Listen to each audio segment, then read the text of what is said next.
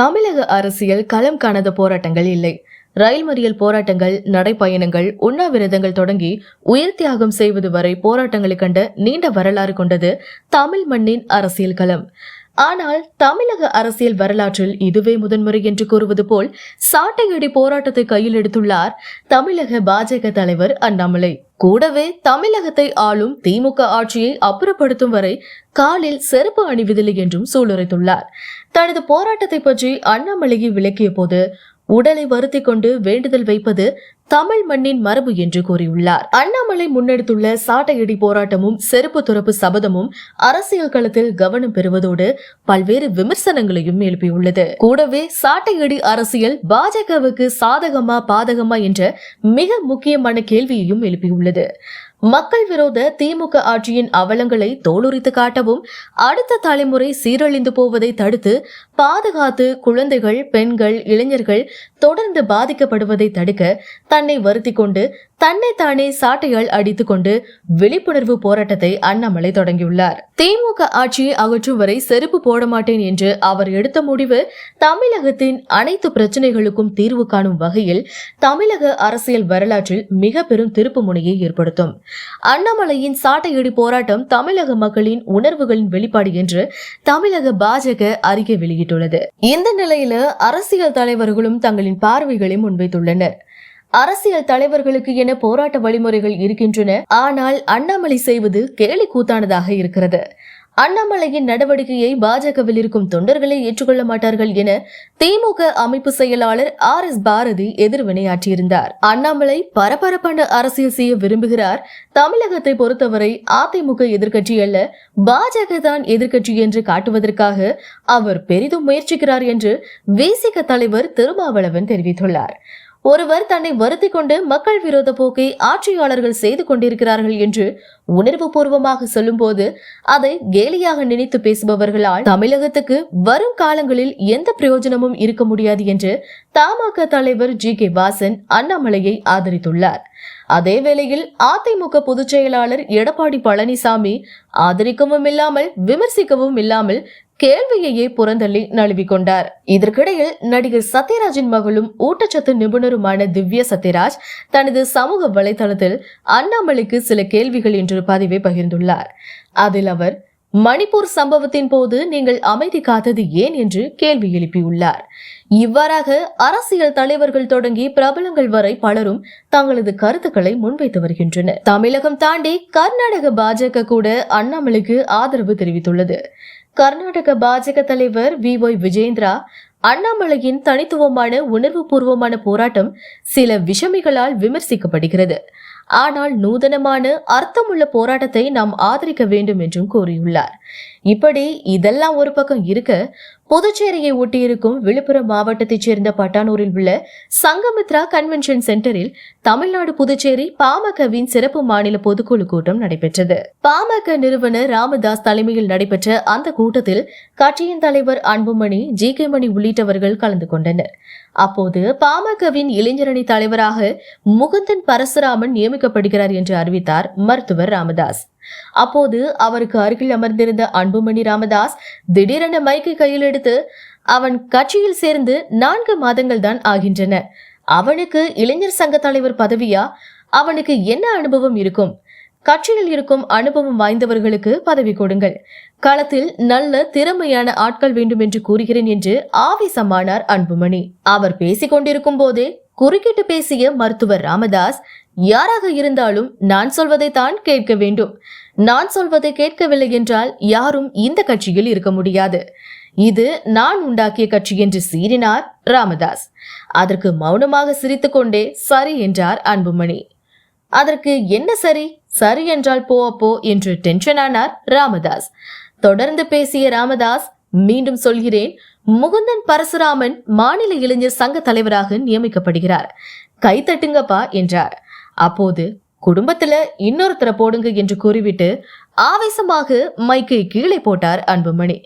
தொடர்ந்து மைக்கை எடுத்துக்கொண்டு எழுந்த அன்புமணி தொண்டர்களை பார்த்து, சென்னை பனையூரில் அலுவலகம் ஒன்றை திறந்திருக்கிறேன், என்னை அங்கு வந்து சந்திக்கலாம் என்று அவர் பேசிக் கொண்டிருக்கும் போதே, மீண்டும் சொல்கிறேன், உங்கள் மாநில இளைஞர் சங்க தலைவர் முகுந்தன் பரசுராமன் தான் என்றார். அதையடுத்து பனையூர் செல்போன் எண்ணை அறிவித்த அன்புமணி, இந்த எண்ணில் என்னை தொடர்பு கொள்ளலாம், எப்போது வேண்டுமானாலும் என்னை வந்து சந்திக்கலாம் என்றார். அப்போது குறுக்கிட்ட ராமதாஸ், உங்களை இன்னொரு அலுவலகம் திறந்து கொள்ளுங்கள், நடத்துங்கள் என்றுதானே கூறுகிறேன். முகுந்தன் உனக்கு உதவியாக இருக்க போகிறார். முகுந்தன் பதவியை யாராலும் மாற்ற முடியாது. அதில் உனக்கு விருப்பமில்லை என்றால் என்று கூறி தொண்டர்களை பார்த்தார் ராமதாஸ். அப்போது கட்சியை விட்டு போகலாம் என்று தொண்டர்கள் கூற, அவ்வளவுதான் என்ற ராமதாஸ், நான் ஆரம்பித்த கட்சி இது, நான் என்ன சொல்கிறேனோ அதைத்தான் செய்ய வேண்டும், விருப்பமில்லாதவர்கள் விலகிக் கொள்ளுங்கள், யாராக இருந்தாலும் என்றார். அதையடுத்து அங்கிருந்து வேகமாக வெளியேறினார் அன்புமணி. இந்த மோதலின் பின்னணி குறித்து பாமக நிர்வாகிகள் கூறியது, அன்புமணியின் உடன் பிறந்த அக்கா ஸ்ரீகாந்தியின் மகன்தான் முகுந்தன் பரசுராமன். மாநில இளைஞரணி பதவியை அவருக்கு வழங்குவதற்காகத்தான் சில மாதங்களுக்கு முன்பு அவரை கட்சியில் இணைக்க முடிவெடுத்தார் ராமதாஸ். ஆனால் அப்போதே அதற்கு எதிர்ப்பு தெரிவித்தார் அன்புமணி. ஏற்கனவே குடும்ப கட்சி என்று நம்மை விமர்சித்துக் கொண்டிருக்கிறார்கள், இந்த சூழலில் முகுந்தனை ஏன் கட்சிக்குள் அழைத்து வருகிறீர்கள் என்று கேட்டார். இந்த விவகாரம் குறித்து இருவருக்கும் நீண்ட நாட்களாகவே பனிப்போர் நிலவி வந்தது. பொதுக்குழு கூட்டத்தில் முகுந்தனை இளைஞரணி தலைவராக ராமதாஸ் அறிவிப்பார் என்பதும், அதற்கு அன்புமணி எதிர்ப்பு தெரிவிப்பார் என்பதும் கட்சியின் முன்னணி நிர்வாகிகள் அனைவருக்குமே தெரியும். ஏன் முகுந்தனுக்கும் இது தெரியும். அதனால்தான் முகுந்தனை ராமதாஸ் மேடைக்கு வரும்படி அழைக்கும் போது அவர் அங்கு செல்லவில்லை என்றனர். அன்புமணிக்கு 50 தொகுதியில 1000 x 100 50 தொகுதியில வெற்றி பெறணும்னா ஒரு நல்ல இளைஞர், மாநில இளைஞர் சங்க தலைவராக பரசுராமன் முகுந்தன் அவர்களை அறிவிக்கிறேன். மேலப்பா இருக்காரா? இளைஞர் சங்க தலைவர் பொறுப்பை ஏற்று அன்புமணிக்கு உதவியாக எனக்கா? ஆமா, எனக்குலாம் வேணாம். அவனுக்கு இப்பதான் 4 மாசம் வந்தான் கட்சியில, 4 மாசத்துக்கு முன்னாடி வந்திருக்கிறான். அவனுக்கு இளைஞர் சங்கம்னா என்ன அனுபவம் இருக்குது அவனுக்குலாம்? என்ன அனுபவம் இருக்கு அவனுக்கு? வேற என்ன போட்டு பண்ணுங்க, நல்ல அனுபவம் சொல்லியே பண்ணுங்க. அதான் நான் சொன்னேன், கலந்து நல்ல ஆள் வேணும், நல்ல திறமையா வேணும்னு. வந்த உடனே போய் அப்புறம் இளைஞர் சங்க பொறுப்புல போட்டு நான் சொல்றதுதான் நீங்க சொல்லுங்க, கேட்கணும். யாரா இருந்தாலும் நான் சொல்றதுதான் கேட்கணும். பண்ணி நீங்க பண்ணி நான் சொல்றத கேட்கலன்னா யாரும் இந்த கட்சியில இருக்க முடியாது. இது நான் உண்டாக்குற கட்சி. நான் சொல்றத கேட்கலன்னா யாரும் இந்த கட்சியில இருக்க முடியாது. என்ன சரி போ. அப்போ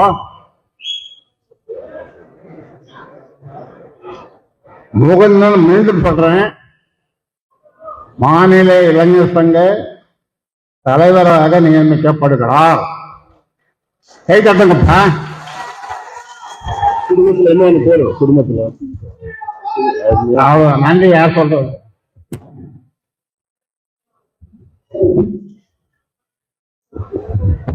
நிறைவாக நன்றி சொல்ல வருகிறார். இந்த சென்னையில பனையூர்ல எனக்கு ஒரு அலுவலகம் நான் வச்சிருக்கிறேன், ஒரு புதுசா ஆரம்பிச்சிருக்கிறேன். அங்க எல்லாம் என்ன பார்க்கலாம். பனையூர்ல, சென்னை பனையூர்ல அலுவலகம் ஒன்று திறந்திருக்கு, 3வது தெருவில் இருக்கு. Phone number Mukundan Parasuraman 4446060628 குறிச்சிக்க. என்ன தொடர்பு கொள்ளலாம், எல்லாம் எப்போனா பார்க்கலாம். அலுவலகம் இன்னொரு அலுவலகம் திறந்துங்க, நடத்துதானே சொல்றேன், நடத்துங்க. அவரு உனக்கு உதவியா இருக்க போறாரு, முகுந்தன் உனக்கு உதவியா இருக்க போறாரு. அதனால இதை யாரும் மாற்ற முடியாது. உனக்கு விருப்பம் இல்லைன்னா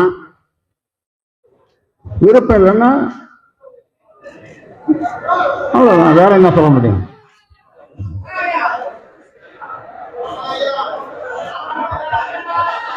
முகுந்தன் தலைவர், நான் சொல்றதுதான் கேட்கணும். நான் ஆரம்பித்த கட்சி, நான் என்ன சொல்றேனோ அதுதான் செய்யணும் எல்லாரும். அப்படி விருப்பம் இல்லாதவர்கள் விலகிக் கொள்ளுங்கள். யாராயிருந்தால் விருப்பம் இல்லாதவர்கள், என் பேச்சை கேட்காதவர்கள் விலகிக் கொள்ளலாம்.